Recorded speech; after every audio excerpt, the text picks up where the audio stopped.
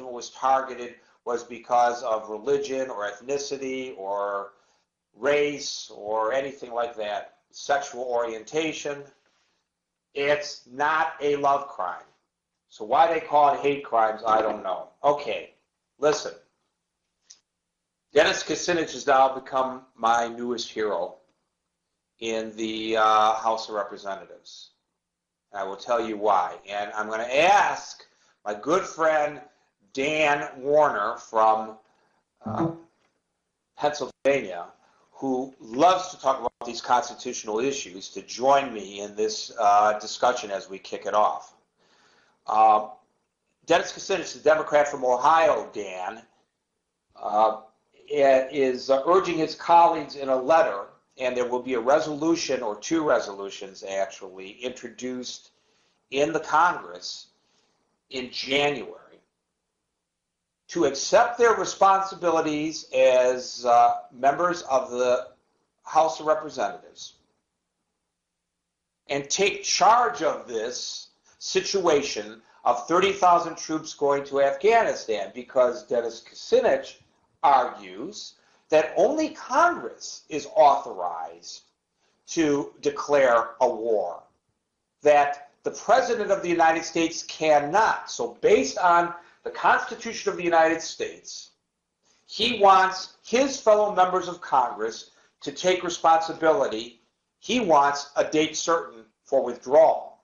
And I was just wondering, Dan, since you and I have had plenty of opportunity to sit back and share a soda pop or two and discuss this in the past, what do you think about this? Well, Gary, first of all, can you hear me okay?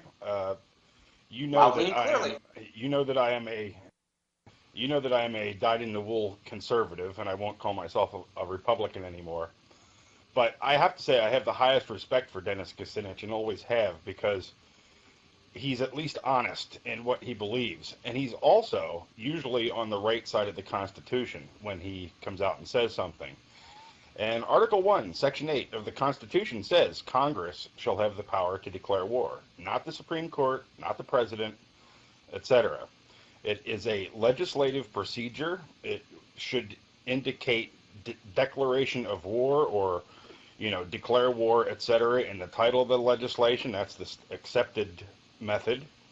But since 1973, we gave the President the power to wage war under the War Powers Act, which basically is a way for Congress, and that, when I say Congress, that's, the House and the Senate, okay, to abdicate their responsibility for possibly unpopular wars. It's a way for them to shield themselves at the voting booth. So by passing the War Powers Act, they've basically given up the responsibility to manage the war, and Congress controls the purse strings. They can cut the money off, but the president has all kinds of off-budget money floating around, or can just borrow it from somewhere else, et cetera, et cetera. But when we use these police actions, as they're referred to, basically, what we wind up is with snafus like we have right now with the Guantanamo detainees. If we would have declared war, okay, we wouldn't have this issue. They could be tried in military court. They could even be summarily executed, under military justice, But because we didn't do that, now we're left with these folks that are going to be in civilian court. So by playing these little games with the Constitution and ignoring the Constitution, they've created this big mess which should have never, ever been created in the first place. So I've got to say, I agree with Dennis Kucinich on this. Congress needs to either re-declare war against Afghanistan, or they need to cut the money off. And if we declare war, we need to put the full weight and force of the entire country, every man, woman, and child, scrap metal drives, rationing of gasoline, etc., like we did back in World War II, to get the mission done in an overwhelming way and defeat the enemy, and then get the heck out of Dodge. And we haven't done that for quite some time, and that's why we never win anymore. It's a shame. We really need to step up. Congress needs to take their responsibility seriously, and we need to hold them accountable when they don't. Well, I think, Dan, that this speaks to a larger issue, and that is how the presidency somehow in the United States, and perhaps it's the fault of television coverage, has become some kind of imperialistic type of position. I mean, I think that back in the 1700s, we threw that form of government out when we sent the Brits packing, and we declared this a republic. And I believe that the framers of the Constitution were extremely wise individuals in the way that they founded this experiment known as the United States of America. And you only have to go back to Bush's war, as it is considered, Iraq, to realize that the members of the Congress, both Republicans when they had control and Democrats when they had control, failed in their responsibility as one of the three co-equal branches of government to hold the president in check. And now, the Democrats, they regained power by saying, well, look what the Republicans did with this war, this unpopular war.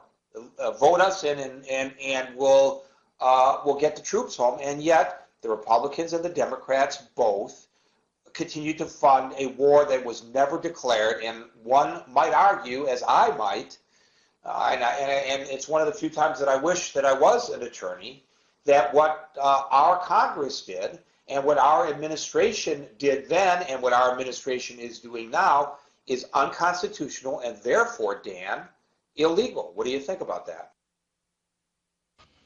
I wouldn't say that it's illegal because we do have the War Powers Act. I would say that the War Powers Act is probably unconstitutional, and therefore anything that follows it is probably illegal, if you want to look at it that way. But this is the cover that they give themselves. There's a lot of CYA played in Washington.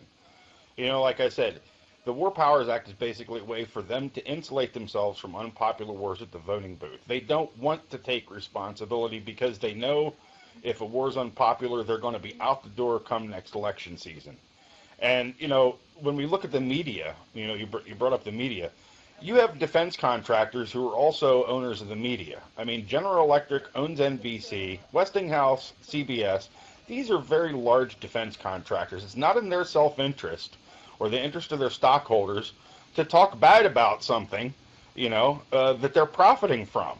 Back in the 1700s, we didn't have, big media conglomerates that were also defense contractors.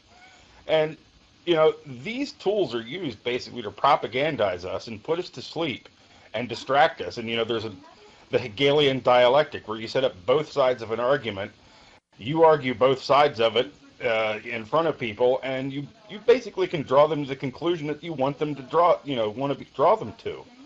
And they'll provide just enough dissent, so people that do dissent feel like, well, their view's been at least represented, Maybe that'll keep us from taking up, pitchforks and torches to the Washington Mall.